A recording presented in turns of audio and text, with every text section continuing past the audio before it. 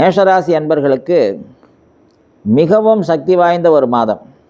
முக்கியமாக குடும்ப ரீதியான விஷயங்களில் சண்டை சச்சரவுகள், மனஸ்தாபங்கள் இருந்தால் அவைகளெல்லாம் நிவர்த்தியாகும். உத்தியோக ரீதியாக புதிய வாய்ப்புகள் ஏற்படும்.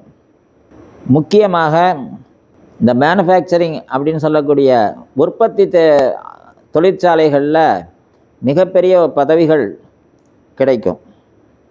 கல்வி பயிலக்கூடிய மாணவர்களுக்கு மிகவும் அரிதான, அதாவது சூரிய பகவான் புத்திக்கு அதிபதியான, அந்த 5ஆம் இடத்திற்கு அதிபதியான சூரிய பகவான் 11ஆம் இடத்தில் இருக்கிறதுனால பரீட்சை நேரத்தில் ரொம்ப அதிசயமாக நிறைய அந்த விடைத்தாள்களை ரொம்ப நல்லா எழுதுவாங்க.